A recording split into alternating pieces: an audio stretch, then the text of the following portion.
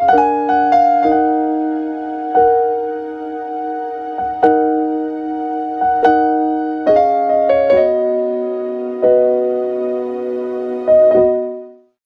manatu au tu e tu sai ma le whaasinonga le tusi whailotu a le whakasa e whapea. Ua iloa atu lei unga. Ua iloa atu lei unga. With the end in sight. With the end in sight. O le vaenga na tātou whaitau wina, o whinaunga whaawaua Yesu ma taitai o le lotu iu teia. O le li o le iai le au wharasaio, le au sātu kaio ma tusi upu. O whinaunga lava i le tausinga o le tūlafono, ua whaima o ngā tutonu o le ola o so se tangata Israelu. Ai ato e whaasolo muli le tala whaasolo pito, o tūlafono lava ua ngā tupula ngā le nu o Israelu ma le nu o le Atua. Tūlafono le Atua na whaifea ngai ma o lātou au ngā tamā, whaasolo mai ai whaamasino o si taulanga, o tupu o mai ai le au perfeta o le taulongo lava lea sa whai. Tausi le tūlafono le Atua. Le lava o mai taime o Yesu i le whenga inga fau. Wa peia i o se pāwai loto i le vāo Yesu ma taitai o le lotu i utaia. Whaalawe lavea e fo ilana misiona o le malo le Atua ua o mai le lalolangi. A oi la tau nei ua ta ua o whaia onga o le tūlafono. Wa vaai atu i Yesu i le manatu o le launga.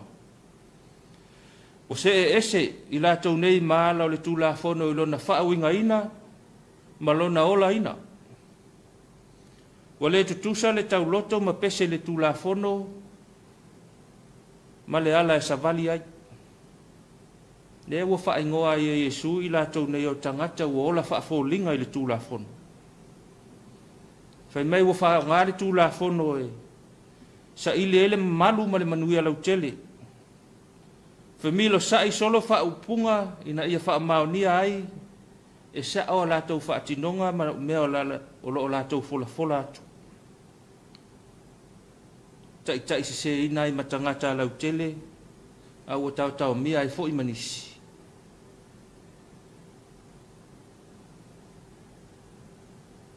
Manato Yesu ua sola ta mali anga o le tūlafono o le Atua. Au le whaataita inga le ta oto i le whinaunga po o ai le Mesia. Whai mai whai a onga le tūlafono. Po taitai o tangata o le lotu iutai. Po taitai o le lotu iutai. O le Mesia o le atali o tāvita. O le manatu o Yesu. O le Mesia e mai le laina o tāvita. E se ale laina o tāvita, e se le atali o tāvita. Ma te ia e Yesu le tā alo le anga whaatangata o le tūlafono. Whaonga ai whaupunga, ma upo tūlafono. Pea e tau whaapea se mea na tau tupu isi o tātou o tunu o ele imumau atu. Iai fo inisi ma tā upo lo ta oto pea ile nei taimi. Awa toi whaafo i lava Yesu i le whenga ngatuai, o lātou mawhauwhau ina ia o ina i le winga moni o le tūlafono. Whaonga mai e Yesu le salamo e whaapea, na whetala i atu lea lii i lo ua lii, na nofo i lo i tū tau matau. Vaenga o le foi upu mua o le salamo e se lau se fulu. Ia o le whai salamo o tā vita. A awa ili upu lii e lua o lo tā ua i le whai tau lea. O le upu ali mua e whaasino i le Atua e toa tasi o Israelu. A o le upu ali o lo so mai ai. O lo whaasino i le ali o le whaisalamo. A o tāvita o le whaisalamo. O lo na winga. O lo tala noa tāvita i se mea po se tangata e maulunga atu na i lolo na tūlanga whaatupu o Israelu. A whaila o lea. E whaapewhela o na sa o le whaalangi o le masia o le atali o tāvita. Ia ese a wala i loa i le tangata mapo tūlafono ai le malamalama. Ua ali fo i le tangata ua unga piu ma se matau i le Atua. E ala i le ola ina o lana tūlafono. E ua whaalia lia vale ai, ma whaafewhete ina ai le mamalu. O leo o mai le mamalu o le atua, le fo ua o mai le malu o le atua, ua mana o e whaamatila ai lona nufoa, maana me whai. Whaonga Iesu le whine mativa ua oti lana tane, e whai ai se whaatusatusanga. Ai nane e whesilingia le tā ua o le manuia wha le tino, peo na whaailoa mai le tangata mau oa. Ai manatu le la unga o le ano le whina ngalo le ali. Ia awa lava ne i whai le oa ma wha mua mua i le tangata. Awa fo ina i wha asili le oa i tofi matulanga. Awa ne i atua i le oa. Awa ne i avea le oa maala e solo atoa i le va ai i isi tangata. Awa ne i avea le oa maala e leiloa i le atua. Whai mai le vaenga ua whai matua. E moni, o te whai atu ia te utou, o mea le nei whawhine mativa, ua oti lana tane, ua lafo iai, ua sili lea ia latou uma. E le whaapea ua whaapito le sila le ali i le whawhine mativa, manatu le lauma. E le whaapea fo i ua whaale au ngā le tauti ngā o le au mau oa. A o le wha manatu o le ali, ia awa lava ne i tō sina ngō fia le vaai. E tō sina loa misi a toa le a toanga o mea uma. Awa ne i ngata le vaai mea le lei ma mea mana na ia. Ai vaai fo ila lo i mea matanga ma mea lea mana ia. O mea wha atau waa e ala mai ei lea o ina o mea malolosi ma mea tā waloa. A o le vaai lava ia lea lii e tutusa tangata uma. O le vaai le ali e ati le loto. O le loto, wa avea ile nei whawhine, wa avea ile nei whawhine ana mea. I le atua. Ma le loto ua tumu i le whaatuatua. O le whaatuatua fo ia manino, ele vaai le lumanai. Mai lo ai whaavasenga mea o le aho mai. E fofo e se ina le popole vale, ma ave e sea le manatu. Ua i loa atu le unga. A wā o le atua, e whaasoa mai pēa i le aso ma le aso. Samoa e, lau whaafonga le nei tae au. O se whaamalosi le tala le lei. Manatu ilo tātou sio manga le nei vai tau, ia ua tele lava mea wālia e matutupu mai. E le whea ua tātou whea ngai ma le COVID se fulu iwa, a fia ai se o tātou watunu ma le nei vai tau. O penga ta whai langi ma le tele o le mau tala whea aveai, tala se se. O tala tau wha leanga ma tala tau wha avalea. O le lotoa ma le mataua, o sa wanga. O lea tu la fono ma lea tu la fono. O lea kopi ma lea kopi.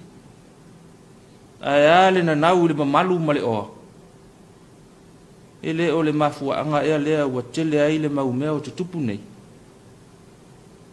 A o whaafita au li lava ia ua pisia atu ai o tātou nuu ma o tātou a inga. A awhia ai le mau pōponga.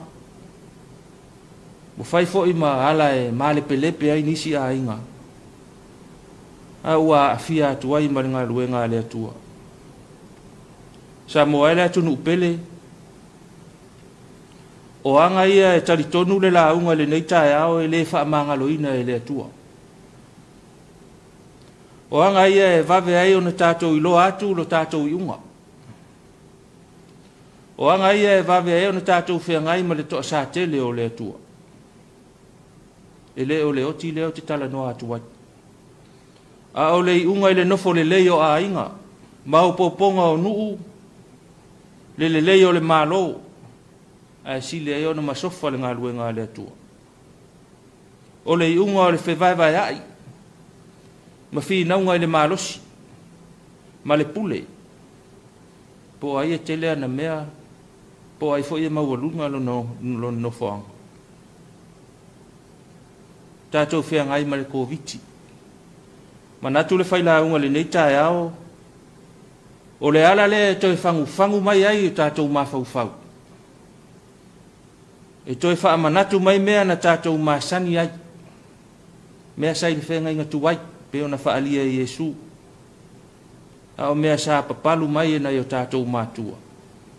fai le lotu i le afi te tole whaatoanga e tua i ai whaangota i le sami mo se ina i le leia le toi ina ma le lo matua fai le ana pongi osi a inga i mea ma le loto fia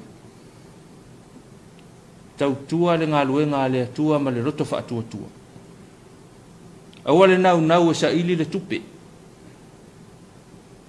E le lei pe a tau lava o le au whai e mana o mia. A e mana o tele loa. Soli pala loa le isi uso a tangata. E whai loa whainga nei, pe ai loa i tātou o tai whaafōlinga o le lotu i utai ai pe ona mōli mau le li whaola. E le o le unga, o le o mai o le Komiti ne i manatu ane nisi. Le ai. A sila ane o tātou si o manga. Se i toi tā pena le lei. Toi wha mamā. E le o le mea ea lea o le tū le mai le nei vai tau o tātou whea ngai ma le Komiti. O le tū mamā. Toi wha mamā o tātou si o manga ua tele le matapala. O i tātou fo'i ua matua tumu i le lea ona o tātou wā mionga. Toi avatu le tua i te tonu ma toi wha tūlanga le o ngā te tonu o tātou wā inga manu. O lo tātou poutu le na pe ona whaia e le whawhine mativa. A tātou whaia mea ia manatu le launga. O na mamao atu lava lea o lo tātou iunga. Ale ai, o lo na uinga o tātou no nofo lava tātou ma whaalata mai le iloa atu o lo tātou iunga. Ia au mai le li a tātou fi au mga luenga o le nei aso. Loto lo toilo na nganga ilana whanau. Whaapesi o tātou o tunu upele o Samoa. Mana tama whanau ia tunu e mamau. Amene o no Yesu. Tātou pe pese le pese o saunia.